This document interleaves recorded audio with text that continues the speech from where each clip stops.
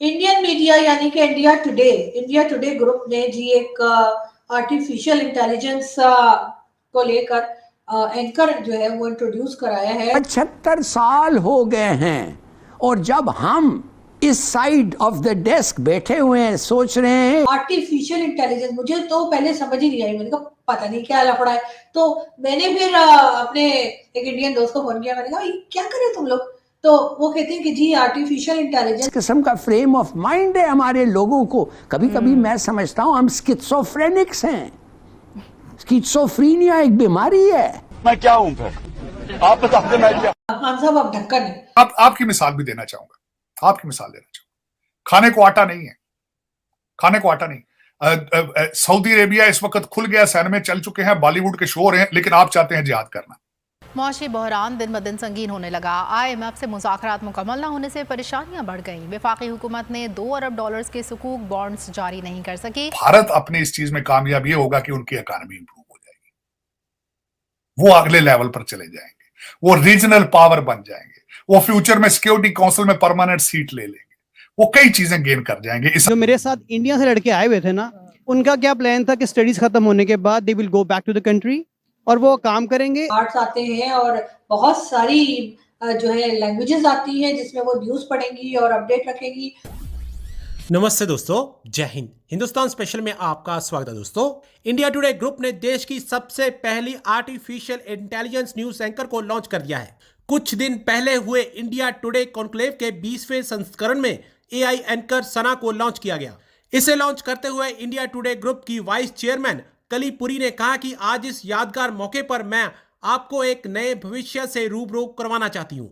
ये हमारी पहली AI कोलैबोरेटिव एंकर है जो बहुत होनहार, दिलकश, एजलेस, कभी ना थकने वाली और कई भाषाएं बोलने वाली एंकर होगी। उन्होंने कहा कि मैंने इस AI तकनीक से जो एक चीज सीखी है वह यह है कि इंसानों और AI के बीच प्रतियोगिता नहीं है, कम से कम अभी तक तो नहीं, लेकिन इंसान और AI का ये गठजोड़ यकीनन जादू करेगा। भविष्य सुनहरा है। इस कॉन्क्लेव के दौरान AI एंकर सना ने प्रधानमंत्री मोदी से मुलाकात भी की।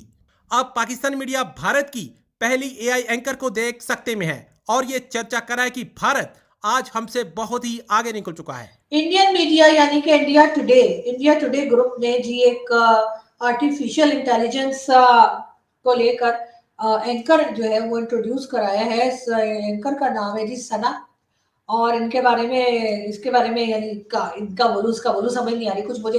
तो खैर इसके बारे में कहा जाता है कि जी ये एजलेस होंगी, बहुत गॉर्जियस हैं, एजलेस हैं, टाइमलेस हैं और कई कई सेवरल जो उनको कहना चाहिए कि आर्ट्स आते हैं और बहुत सारी जो है लैंग्वेजेस आती हैं जिसमें वो न्यूज़ पढ़ेंगी और अपडेट रखेंगी। और मजे की बात ये कि अगर इस किस्म के यानी आर्टिफिशियल इंटेलिजेंस, मुझे तो पहले समझ ही नहीं आई। मैंने कहा पता नहीं क्या लफड़ा है। तो मैंने फिर अपने एक इंडियन दोस्त को फोन किया। मैंने कहा ये क्या करे तुम लोग?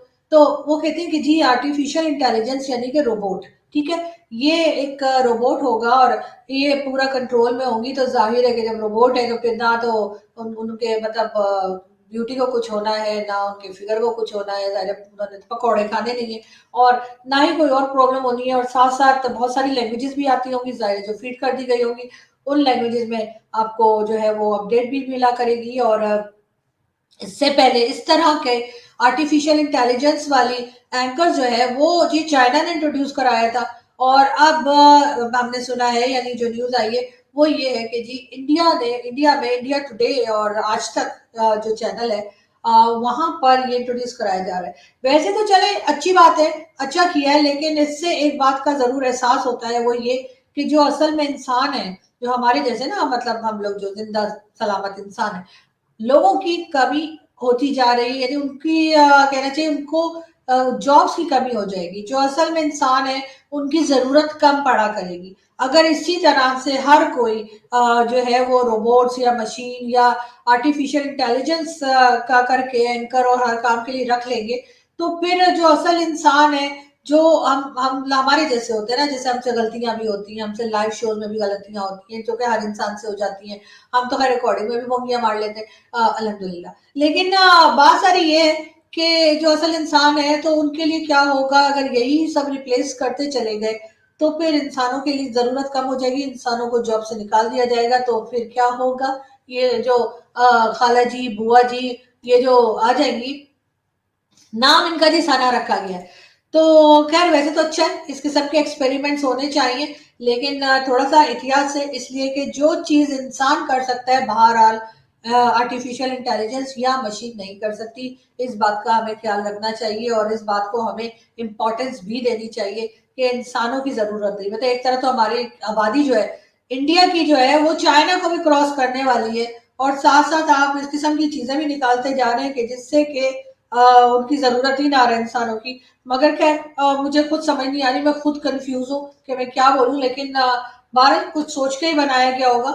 मगर खैर मुझे तो यही लगा कि अगर इस तरह की चीजें आनी शुरू हो गई मार्केट में, जाहिर है मार्केट में मिला करेंगी ना, तो फिर तो जो असल इंसान है उनकी अहमियत कम हो जाएगी, जो कि नहीं होनी चाहिए।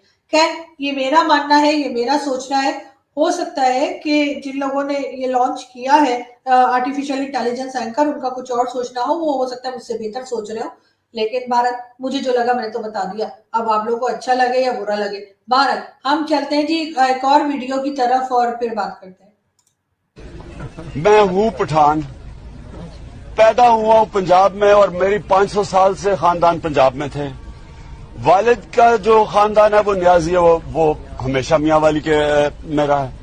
वालदा की जो सारी फैमिली थी वो हिंदुस्तान में थी। मैं क्या हूं फिर? आप बताते मैं क्या?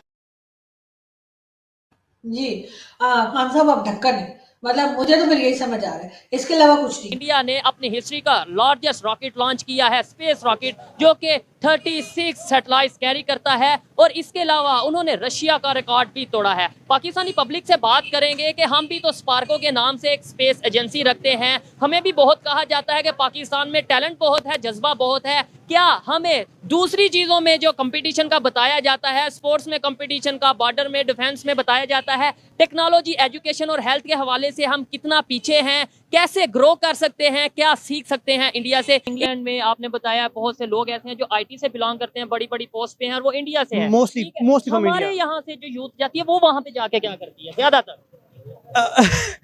आपको बी वेरी ऑनेस्ट, जो हमारे ज्यादातर स्टूडेंट्स यहाँ जाते हैं ना, जो मैं भी वहाँ पे पढ़ने गया हुआ था, ठीक है, स्टडी वीजे पे गया था मैंने, मुझे तकरीबन 15 साल हो गया वहाँ पे।